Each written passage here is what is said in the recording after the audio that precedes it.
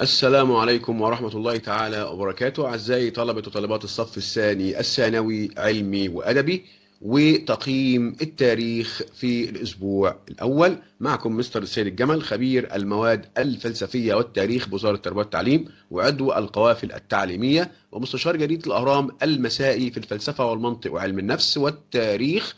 وإن شاء الله هنزل كل التقييمات على قناتنا. ما تنسوش تدعمونا علشان نستمر. معانا 3 ورقات: ورقة عمل الحصة والأداء المنزلي والتقييم أسبوعي. هنحلهم مع بعض إن شاء الله. يلا بينا عشان ما نضيعش الوقت، وما تنسوش تدعمونا علشان نستمر. طبعا الدرس الأول: حضارات شبه جزيرة العرب قبل الإسلام. السؤال الأول بيقول لي طبعا أسئلة الموضوعية اللي هي اختيار من متعدد. بيقول لي: ارتفعت مكانة المرأة في الحضر عن البادية قبل الإسلام في المجال إيه؟ هل المجال الديني ولا السياسي ولا العسكري ولا الاقتصادي؟ طبعا الحضر اللي هو المدن، المدينة يعني.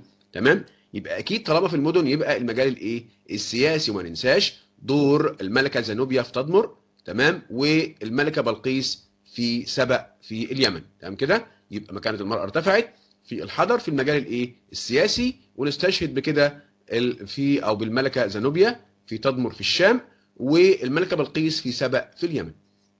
طيب، السؤال رقم 2 بيقول لي: ارتبطت يثرب قبل الاسلام بممالك جنوب الجزيره العربيه. المفروض طبعا شبه الجزيره العربيه مش الجزيره، لان شبه جزيره بتحطها الميه من 3 جوانب بس، انما لو جزيره بتحطها من 4 جوانب، يبقى المفروض شبه الجزيره العربيه. يبقى يثرب ارتبطت قبل الاسلام بممالك الجنوب. جنوب يقصد بها اليمن، يعني معين وسبأ وحمير. تمام.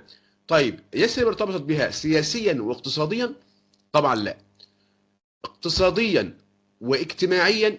طيب تعال نفكر كده. اقتصاديا واجتماعيا، ايوه هي دي الاجابه. ليه اقتصاديا واجتماعيا؟ لان بالنسبه للمجال الاقتصادي، الناس اللي كانوا بيزرعوا في يثرب في الاصل كانوا جايين منين؟ من اليمن، من الجنوب، اللي هم قبيلتي الاوس والخزرج. تمام، بيشتغلوا في الزراعه في يثرب، هنا في ارتباط اقتصادي. طيب، ومن الناحيه الاجتماعيه، هم السكان اللي موجودين في يثرب اصلا جايين من اليمن، اللي هم قبيلتي الاوس والخزرج. يبقى اذا ارتبطت يثرب قبل الاسلام بممالك الجنوب، خاصه اليمن، او خاصه مملكه سبأ يعني. تمام، بعد انهيار سد مأرب طبعا. ارتبطت اقتصاديا وايه؟ واجتماعيا. طيب، السؤال رقم 3: السياسه الخارجيه للنظام السياسي داخل الجزيره العربيه، برضه المفروض شبه الجزيره العربيه، قادها مين؟ السياسه الخارجيه للنظام السياسي داخل الجزيره العربيه قادها الملك ولا شيخ القبيله ولا مجلس القبيله ولا كبار الموظفين؟ طبعا شيخ القبيله. شيخ القبيله كان بيجمع في يديه ما بين السلطتين التنفيذيه والقضائيه. تمام، كان بيستقبل الوفود ويقود الحروب ويعقد المعاهدات الى اخره. طيب، السؤال رقم 4: قال الرسول صلى الله عليه وسلم: لقد شهدت في حلف، او لقد شهدت حلف في دار عبد الله بن جدعان قبل الاسلام، لو دعيت له في الاسلام لاجبت. ده معنى كده ان الرسول بيمدح الحلف ده او بيثني عليه، بيشكر فيه يعني. يدل هذا الحديث على ايه؟ ان الحلف ده بيرسخ لمبادئ جميله جدا ارساها الاسلام بعد كده. يبقى اذا ده معناه توافق الاسلام وبعض قيم العرب، زي قيم التعاون ونصره المظلوم الى اخره. خلاص، يبقى توافق الاسلام مع بعض قيم الايه؟ العرب. السؤال رقم 5: اكثر المناطق العربيه التي شهدت تنوع ديني داخلها قبل ظهور الاسلام. تنوع ديني يعني موجود فيها معظم الديانات الايه؟ المنتشره. تمام، هل هي منطقه شرق الجزيره العربيه ولا الجنوب ولا الغرب ولا الشمال؟ طبعا بالتاكيد هي منطقه الايه؟ الجنوب، اللي هي فين؟ في اليمن. يبقى اكثر مناطق شهدت تنوع ديني هي منطقه جنوب الجزيره العربيه، اللي هي في ايه؟ في منطقه الايه؟ حضاره اليمن. خلاص، كان موجود فيها اكبر عدد من الديانات، سواء الديانات الوضعيه او السماويه. طيب، رقم 6 بيقول لي: تميزت مدينه يثرب عن مدينه مكه قبل الاسلام في. اولا، يثرب ومكه طبعا ده في اقليم الحجاز، والاثنين كانوا بيشتركوا في انهم الموقع التجاري متميز جدا جدا. تمام كده، والاثنين فيهم زراعه، ولكن يثرب كان يعني بنسميها واحه زراعيه، كان فيها زراعه بشكل كبير جدا جدا. تمام، ليه بقى؟ والسبب الرئيسي في كده ليه؟ لان الناس اللي كانت بتشتغل في الزراعه هم الاوس والخزرج اللي جايين اصلا من اليمن، بروفيشنال في الزراعه يعني محترفين. تمام، عشان كده يثرب تقدمت قوي في الزراعه عن مين؟ عن مكه. طيب، هنا يثرب تميزت بقى ايه؟ بتعدد مصادر الدخل، لان الاثنين بيتساووا في التجاره. تمام. بس يثرب عندها حته ايه؟ ان هم متقدمين قوي في الزراعه، وبالتالي تعدد مصادر الايه؟ الدخل، لانها كانت واحه زراعيه. طيب السؤال رقم 7 بيقول لي ترتبط نشأة مملكة الغساسنة بالتغيرات الاقتصادية والاجتماعية بشبه جزيرة العرب أو بشبه الجزيرة العربية بأنهي جهات؟ طبعا الغساسنة يعني نشأت لما القبائل بتوع اليمن هاجرت نتيجة انهيار سد مأرب. طيب يبقى سد مأرب ده كان موجود في أنهي جهة من دي؟ علشان كده بنقول إن نشأة مملكة الغساسنة ارتبطت بيها.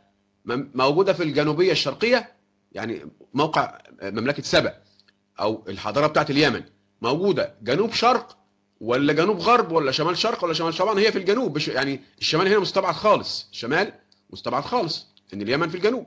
طيب هل هي ناحيه الجنوب الشرق ولا الجنوب الغرب؟ اكيد الجنوب الغرب. لو بصينا على الخريطه هنلاقي ان موقع الحضاره اليمنيه وحضاره اليمن السعيد موجوده غرب شبه جزيره العرب او جنوب غرب شبه جزيره العرب. تمام.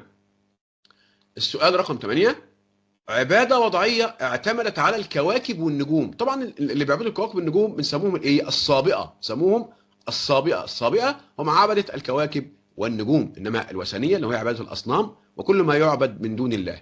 خلاص كده. والمجوسية اللي هي عبادة النار اللي جاية عن بلاد الفرس الامبراطورية الفارسية. تمام. والزرادشتية هي المجوسية، يعني المجوسية بتساوي الزرادشتية، لأن كلمة زرادشتية نسبة إلى زرادشت اللي هو المؤسس بتاع المجوسية. تمام. زرادشت الكتاب بتاعه كان اسمه زاند أفاستا أو الكتاب المقدس. تمام. زرادشت. يبقى المجوسية هي الزرادشتية. يبقى الإجابة الصحيحة هي الإيه؟ الصابئة. الصابئة. خلاص كده. طيب السؤال الثاني في الأسئلة المقالية طبعا بيقول لي حدد العلاقة بين فنون العمارة والحياة الدينية في بلاد العرب قبل الإسلام. فن العمارة عبر عن الحياة الدينية اللي موجودة أو الديانة اللي موجودة في المكان اللي مبني فيه هذا البناء. يعني مثلا عندي معبد الشمس في اليمن ده للديانة اللي بنسميها الصابئة اللي هم بيعبدوا الكواكب والنجوم، لذلك هم سموه معبد الايه؟ الشمس. تمام كده. يعني لما الهدهد جال سيدنا سليمان قال له ايه؟ وجدتها وقومها يسجدون للشمس من دون الله. كان بيتكلم عن الملكه بلقيس. تمام. يبقى ده معبد الشمس في اليمن للصابئه. دير هند بنت النعمان في الحيره. طبعا الحيره دي كانت تابعه طبعا للمملكه او للامبراطوريه الايه؟ الفارسيه. خلاص. وكان من اشهر ملوك الايه؟ الحيره النعمان ابن المنذر اللي هي بنته بقى دي بنته هند بنت النعمان. خلاص. كان ليها دير، الدير ده للعباده او الديانه الايه؟ المسيحيه، ودي طبعا ديانه سماويه، انما الصابئه دي ديانه ايه؟ ديانه وضعيه. طيب 3 كنيسه الرصافه في الغساسنه برضو للديانه المسيحيه، والغساسنه كانت تتبع دوله الروم البيزنطيه. طيب أيد صحة العبارة التالية: اتسمت العادات والتقاليد العربية قبل الإسلام بالتباين والاختلاف. التباين والاختلاف إزاي؟ كان عندنا عادة اسمها عادة وأد البنات، ودي طبعا تفرقة عنصرية. وأد البنات يعني قتل البنات. تمام. لما حد بيقولوا له ان مراتك خلفت بنت، على طول كان بيروح ايه؟ يفتح لها بركه ويدفنها او يقتلها. تمام. فاذا بشر احدهم بالانثى ظل وجهه ايه؟ مسودا وهو كظيم. كان بيبقى متضايق قوي انه جاب ايه؟ ان جاب بنت، عشان طبعا الحروب والقتال ما ينفعش البنت تشارك في الحروب والقتال. خلاص. طيب يبقى هنا عادة وأد البنات أو قتل البنات. في الوقت نفسه المرأة اللي هم بيقتلوها وهي لسه مولود احتلت مكانة عظيمة جدا جدا سياسيا واقتصاديا. يعني سياسيا مثلا هنلاقي الملكة بلقيس في سبأ في اليمن، والملكة زانوبيا. زانوبيا دي في تدمر، في إمارة تدمر في اليمن، في إمارة تدمر في الشام آسف. تمام. يبقى بلقيس في اليمن وزانوبيا في الشام في تدمر. تمام. الملكة زانوبيا أو الزباء بنت عمرو أو الملكة نائلة. خلاص. طيب ومن الناحية الاقتصادية السيدة خديجة بنت خويلد، طبعا دي كانت في غرب شبه جزيرة العرب والتحديد في مكة. تمام. يبقى المرأة لعبت دور سياسي واقتصادي بالرغم من ان كان في عادة اسمها وأد البنات او قتل الايه؟ قتل البنات. خلاص كده. طيب فسر اسباب تعدد طرق التجارة الخارجية في شبه جزيرة العرب. ليه التجارة كان ليها طرق كتير قوي قوي؟ اول حاجة نتيجة الموقع الجغرافي المتميز. موقع متوسط ومتميز جدا جدا جدا لشبه جزيره العرب. تنوع المناخ، المناخ متنوع ما بين الحراره وما بين الشتاء، ما بين الامطار وما بين الشمس الساطعه الى اخره. يبقى الموقع المتميز تنوع المناخ. المواني البحريه خاصه في اليمن، عارفين اليمن كانت عندها اسطول تجاري بيجيب التجاره من كل مكان، من الهند وبلاد بونت اللي هي الصومال ومن الصين، وبيوديه مصر والشام ومنها على اوروبا. يبقى المواني البحريه وكمان الظروف السياسيه. يبقى دي اسباب تعدد طرق التجاره الخارجيه في شبه جزيره العرب. الاربع اسباب دول: الموقع وتنوع المناخ والمواني البحريه والظروف السياسيه. السؤال رقم 4: قارن موضحا اوجه الشبه بين مملكه الحيره والغساسنه. ايه وجه الشبه بين الحيره والغساسنه؟ اول حاجه الاصل العرقي. الاثنين الحيره والغساسنه بينتموا لسام ابن نوح، تمام؟ ده الاصل العرقي او السلاله بتاعتهم. الخصائص السكانيه: السكان قادمون من اليمن، الاثنين جايين من اليمن بعد انهيار سد مأرب. لما سد مأرب انهار القبائل هاجرت وراحت انتشرت في شبه جزيره العرب، ومنها اللي راح الحيره ومنها اللي راح الغساسنه، زي قبائل الازد كده اللي موجوده في الغساسنه. يبقى الاصل العرقي والخصائص السكانيه. كمان يشتركون في العقيده، الحيره والغساسنه يدينون بالديانه المسيحيه. طيب الواجب بقى او الاداء المنزلي. اول سؤال بيقول لي طبعا الاسئله الموضوعيه: تشابهت مملكه الغساسنه مع مملكه الحيره، لسه قايلين دلوقتي في العقيده في العقيده الدينيه. طيب اعتمدت حضارات شبه الجزيره العربيه في نشاتها الاولى على ايه؟ في الكتاب في اول سطر في التمهيد يقول لك: قامت حضارات في هذه المنطقه اعتمادا على استثمار الموارد. يبقى في نشاتها الاولى اعتمدت على استثمار الموارد الطبيعيه. ارتبطت مملكه الغساسنه ببعض الروابط الاجتماعيه مع بعض سكان مين؟ قبائل الغساسنه دي او مملكه الغساسنه قبائل اسمها الازد، جايه منين؟ جايه من اليمن، تمام كده؟ طب ما فيش هنا حاجه بتشير لليمن. طيب بس في برضه حاجه مرتبطه باليمن اللي هي يثرب فيها قبائل الاوس والخزرج اللي هم جايين برضه من اليمن بعد انهيار سد مأرب. يبقى اذا ارتباط هنا الغساسنه بترتبط بيثرب على اساس ان السكان او التركيبه السكانيه واحده جايين من اليمن. معظم الحروب اللي اندلعت داخل شبه جزيره العرب لاسباب طبعا اجتماعيه واقتصاديه. اسباب اقتصاديه زي البحث عن المرعى او الماء، اسباب اجتماعيه زي الاخذ بالثأر. احنا عارفين اشهر الحروب حرب البسوس وحرب الفجار. طيب رقم 5: انتقلت الديانات الوضعيه داخل بلاد العرب عامه، وظهر ذلك بوضوح في ايه؟ الديانات الوضعيه انتشرت جدا جدا في بلاد شبه جزيره العرب، بس يعني اتضح قوي قوي او ظهر قوي قوي الكلام ده فين بالتحديد؟ ظهر بالتحديد في بلاد في بلاد اليمن، لان كان فيها ديانات وضعيه كتير قوي قوي، وبالتحديد الجماعه السابقه عباده كواكب النجوم كانت منتشره جدا جدا يا اولاد في بلاد اليمن. خلاص؟ طيب السؤال رقم 6: استخدام العرب للعملات الفارسيه والرومانيه قبل الاسلام، ده دليل على ايه؟ دليل على ان هم مرتبطين بالحضاره او الامبراطوريه الفارسيه والامبراطوريه الرومانيه، يبقى دليل على ارتباطهم بغيرهم. طيب مساكن البدو في بلاد العرب قبل الاسلام جاءت منسجمه مع نشاطهم ايه؟ البدو كانوا بيشتغلوا في ايه؟ بيشتغلوا في حرفتين: في الزراعه وفي الرعي. ده شغل البدو، الجماعه اللي هم بسطاء جدا، بدو الصحراء، كانوا بيشتغلوا في الرعي والزراعه، فسكنوا الخيام طبعا والاماكن اللي او البيوت اللي هي معموله من جذوع النخل. السؤال رقم 8 بيقول لي: تميزت العلاقات بين مملكه الغساسنه ومملكه الحيره قبل الاسلام بعلاقات ايه؟ احنا عارفين ان الغساسنه كانت تتبع الروم والحيره كانت تتبع الفرس، وما بين الروم والفرس عداء، يبقى بالتحديد او بالتاكيد هيبقى بين الغساسنه والحيره برضو علاقه عداء وصدام. طيب السؤال الثاني الاسئله المقاليه: حدد مصداقيه العباره: كانت بلاد اليمن قبل الاسلام هي النواهي الاولى لتاسيس ممالك. المفروض ممالك مش مماليك، يعني مماليك جمع مملوك، انما ممالك جمع مملكه. يبقى نشيل اليه دي، والناس تخلي بالها بقى، الجماعه بتوع اللي بيكتبوا الحاجات دي خلي بالهم يا جماعه من الاخطاء اللغويه، لان هنكتشف برضو هنا معانا اخطاء لغويه ثانيه. خلاص؟ اللغه مهمه جدا جدا، اللغه بتدي مصداقيه. كانت بلاد اليمن قبل الاسلام هي النواة الاولى لتاسيس ممالك شمال شبه جزيره العرب. هل العباره دي صادقه؟ طبعا العباره صادقه. ليه بقى؟ لان انهيار سد مأرب في اليمن ادى الى ايه؟ ادى الى هجره السكان وانتشارهم في شبه جزيره العرب، تمام؟ وبالتالي تغيير التركيب الديموغرافي للمنطقه. يعني ايه التركيب الديموغرافي؟ يعني نوعيه السكان جات كلها منين؟ من اليمن نتيجه انهيار سد مأرب. يبقى العباره صادقه. أيد صحة هذه العبارة تاريخيا. رقم 2، تأثر العرب بالدولة الفارسية سياسيا ودينيا. طبعا العبارة صحيحة. التأثر السياسي جاء من ناحية إيه؟ تحالف الحيرة مع الفرس. تمام؟ يبقى هنا تحالف الحيرة مع بلاد فارس، يبقى ده التأثر الإيه؟ السياسي. طب التأثر الديني، انتشرت المجوسية في بعض المناطق. المجوسية اللي هي عبادة الإيه؟ عبادة النار. هي أصلها من بلاد فارس. وطبعا الرائد أو المؤسس للمجوسية هو اسمه زرادشت، لذلك سميت المجوسية أو الزرادشتية. تمام كده؟ الكتاب بتاعه اسمه زاند أفسطع والكتاب المقدس. طيب، سؤال رقم 3، حدد أوجه الشبه بين النظام السياسي في جنوب شبه جزيرة العرب وشمالها. إيه الشبه ما بين النظام السياسي في الجنوب وفي الشمال؟ أهو، ساد النظام شبه الملكي وهو نظام وراثي نتيجة تأثرهم بالنظام السياسي للفرس والإيه؟ والروم. يبقى في شبه جزيرة العرب كان النظام اللي موجود في الجنوب والشمال نظام شبه ملكي، عشان كان في ممالك في الشمال وفي الجنوب، وهم متأثرين بده بالفرس والروم، وهو أصلا إيه؟ نظام وراثي بيورثوه لبعض نتيجة هذا التأثر بالفرس والروم. رقم 4، لم يكن النشاط الصناعي ذات أهمية كبيرة في بلاد العرب. ليه قبل الإسلام؟ ليه؟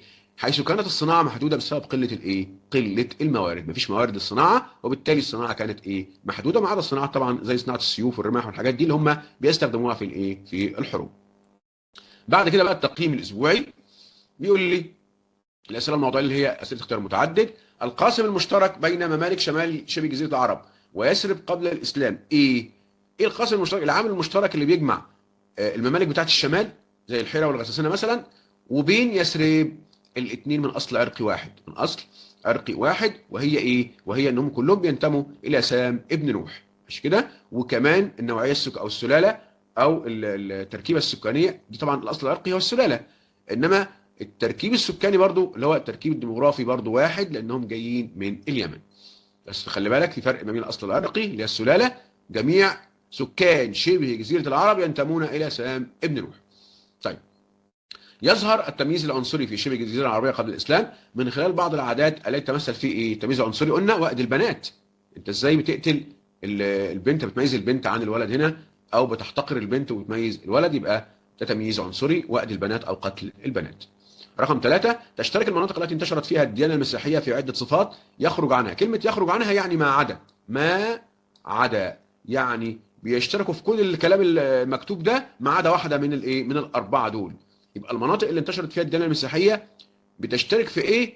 في كل الحاجات دي ما عدا حاجة واحدة، وهي الايه؟ وهي النظام السياسي. ليه بقى؟ لأن كان في نظام قبيلة وكان في نظام ايه؟ نظام شبه ملكي. يبقى كلهم بيشتركوا في الاصل العرقي، كلهم ينتموا لسام ابن نوح. نظام اقتصادي، كل واحد قائم على الزراعه والتجاره، وكمان كلهم موقع جغرافي متميز. يبقى الحاجه الوحيده اللي بتختلف هي نظام الايه؟ النظام السياسي. طيب، لان طبعا المناطق اللي انتشرت فيها الديانه المسيحيه اللي هي الحيره والغساسنه، والنظام السياسي مختلف لان واحده تتبع الفرس وواحده تتبع الروم. رقم 4، تتنوع العمارة عند العرب قبل الإسلام بين المعابد والقلاع والقصور. نستطيع القول بأنها اجتمعت كلها في أنهي مملكة؟ يعني مملكة فيها قلاع وقصور ومعابد، مين؟ هل هي اللي اتحالفت مع الروم اللي هي يقصد الغساسنة، ولا اللي اتحالفت مع الفرس اللي هي الحيرة، ولا اللي اهتمت بصناعة السفن اللي هي اليمن، ولا اللي نحتت الجبال بيوتا اللي هي مملكة الأنباط اللي فيها مين؟ مدينة اسمها مدينة الحجر مذكورة في القرآن، وينحتون من الجبال بيوتا. انهي واحده فيهم بقى؟ بالتاكيد المعابد والقلاع والقصور كلها اجتمعت يا اولاد في مملكه الغساسنه التي تحالفت مع مين؟ التي تحالفت مع الروم.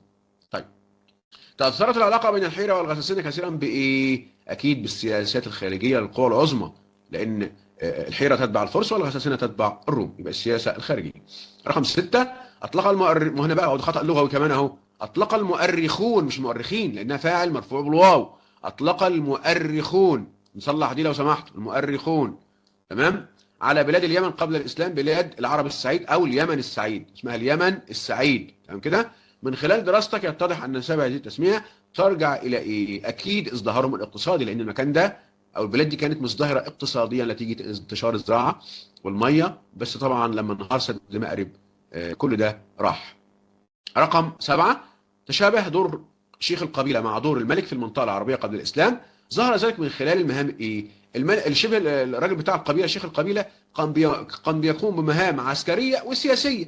كان بيعقد المعاهدات والاتفاقيات، بيقود المعارك، الحروب يعني، يستقبل الوفود.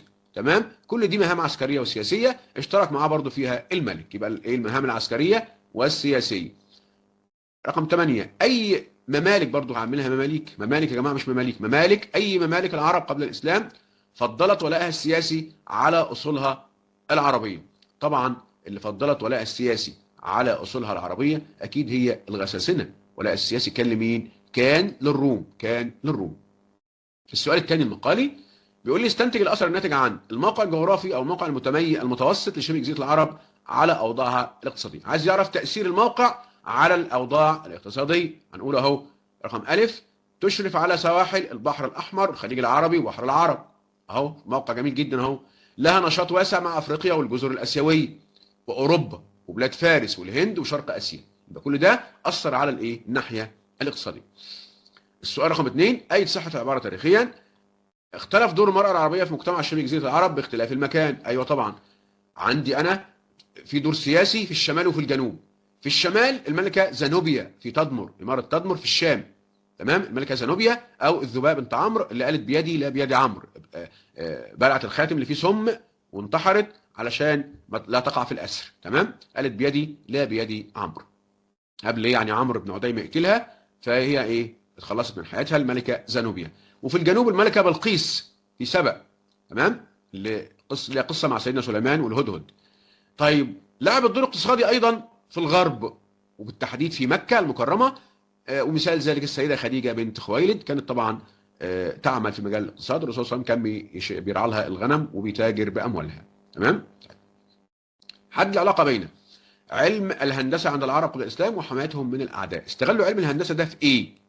إيه وجه الاستغلال هنا عشان يحميهم من الأعداء؟ أو رقم 3 الإجابة أهي، استخدموه في بناء السدود والقلاع والحصون لحمايتهم من الأعداء. ودي إجابة رقم 3، لأن علم الهندسة كانوا بيبنوا بالسدود والقلاع والحصون عشان يحميهم من الأعداء. السؤال رقم 4، شهدت بلاد العرب قبل الإسلام تخبط ديني وفراغ روحي أدى لانتشار معتقدات خاطئة. ده ظهر فين؟ ظهر او ارتبطت او رقم 4 اهو، ارتبطت العادات عند العرب بالمعتقدات الدينيه الخاطئه زي الايمان بالسحر والتنجيم، لان كانوا الديانه او السابقه كانت منتشره جدا خاصه في اليمن، الايمان بالسحر والتنجيم. وقدره القوى الخفيه من الجن على جلب الخير وابعاد الشر، برضو ده معتقدات خاطئه نتيجه التاثر بالايه؟ بالعبادات الوضعيه. كده نكون خلصنا التقييم. ان شاء الله كل التقييمات هننزلها، ولكن اوعوا تنسوا تدعمونا علشان نستمر. استودعكم الله والسلام عليكم ورحمة الله تعالى وبركاته.